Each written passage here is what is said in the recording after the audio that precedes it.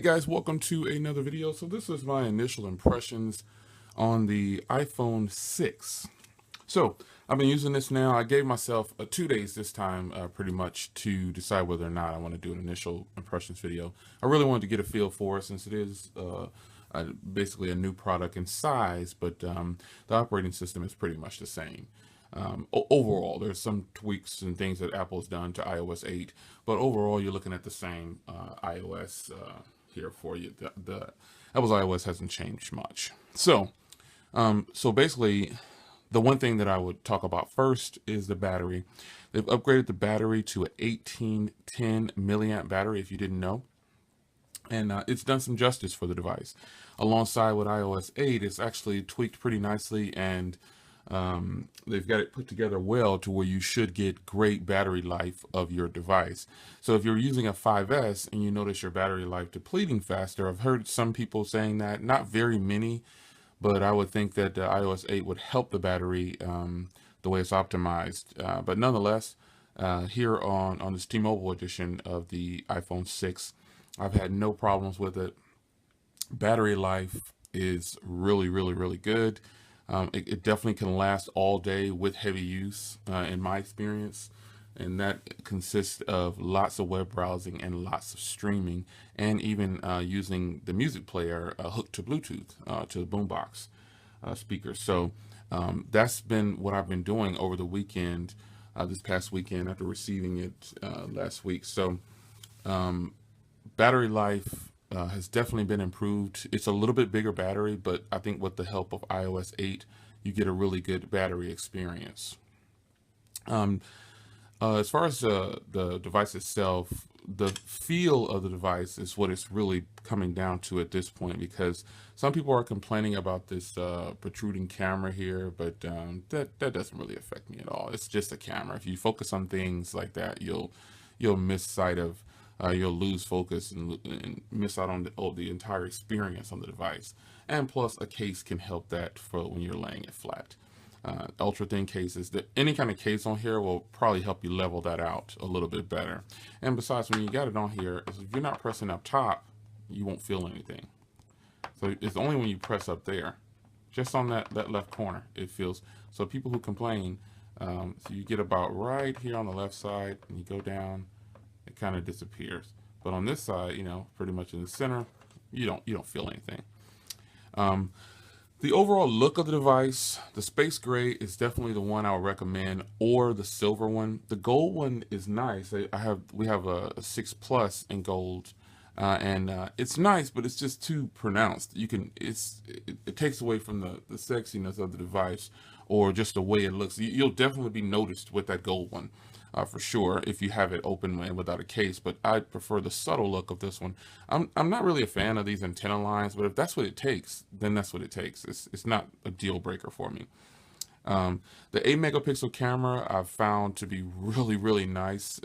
It performs just as well as the camera on the 5S and every other iPhone I've had. They just make some great cameras. What I'm not a fan of is not being able to tweak the video and pictures the way I want to do it. There's not enough settings there. But again, as an end user, you probably won't want to do that. But as a person, some people might want to do that as end users. They might want to change their photos just a little bit, or do something other than crop and put different shades on it. But I've gotten used to the power button now. I was used to the power buttons being on the top of iPhones. And so it's taken a little bit longer, but I just used to my Android devices having that, not Apple, but I'm getting used to it. The vibrate switch, these are pronounced good enough to where and it's got good traveling feedback, very clicky, and it works pretty good. The vibrate switch is a little bit more flush than I would want, and so which makes it harder to get to when it's in a case.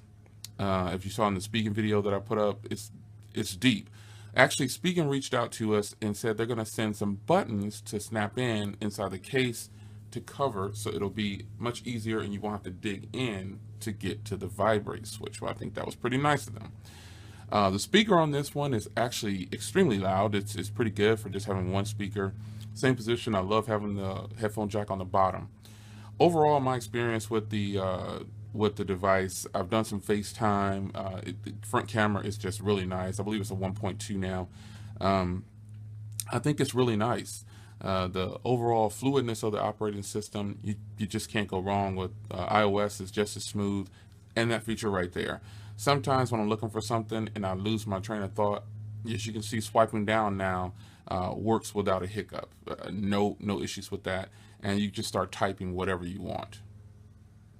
I think that's pretty nice. The universal search is definitely updated now because it pulls in things from the web as well and just everywhere, as you can see there.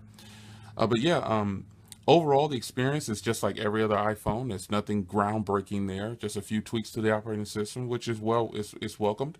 But the I like the HD calling on here. Call quality has been fantastic. You can definitely tell if you haven't experienced an HD call yet. You can definitely tell that you're on an HD call. Voice over LTE is welcomed as well. Those are all things that I think a phone should have. I should be able to use LTE while I'm on a phone call, and you can do that with this device, and plenty of other devices have already had that feature. But first impressions are extremely impressed because I like the build quality of this. At first glance, I forgot that it was metal.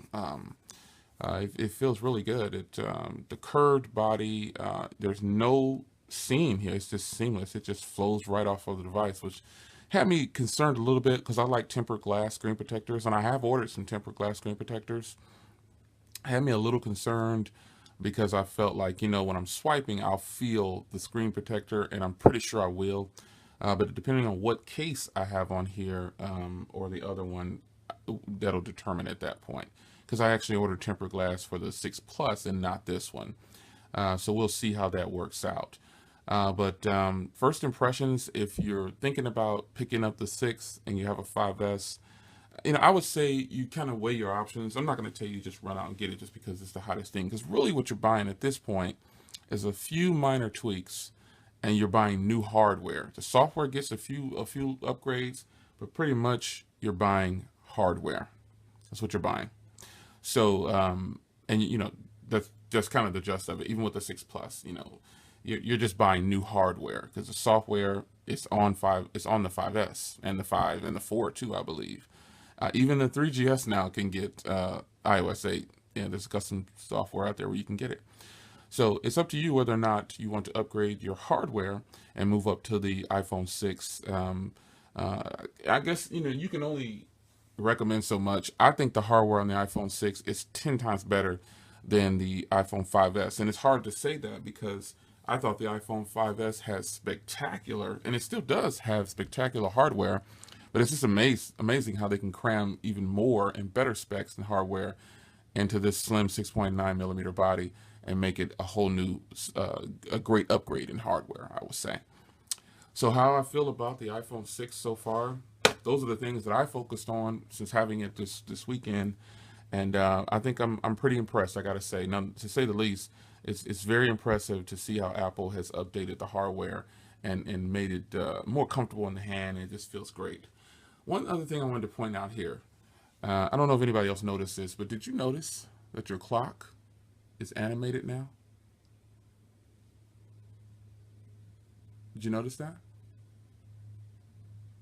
I bet a lot of you didn't notice that. See, it's animated, up to date, and your calendar is current as well. But the clock animation is pretty cool. It'd be nice if they can let us change the faces on that. That would be really cool. I wonder if there's somebody out there who's already figured out. Well, if you'd probably have to. I was going to say root. Man, I haven't used iOS terminology in a long time. Jailbreak your device to change those faces on there. But so come on, someone will figure that out. Nonetheless, I'm extremely impressed, and I like it. I like the little animation on the clock. I think that's pretty cool. I will see you guys in the next one. Stay tuned for something special later today. If I can get it up in time, I will get it out to you by the early afternoon, late evening. We'll see you then. Take care. More to come on this device. Full review coming soon. I don't really want to do too many comparisons because, when you compare operating systems and different phones, it just turns into a silly battle, and it turns into a spec war instead of everyone just focusing on what the things are that you're going over. But nonetheless, that's fine. Impressed, to say the least. More to come on the iPhone 6 and 6 Plus. I'll have an initial video up on that one as well. We shall see. We'll see you in the next one. Take care.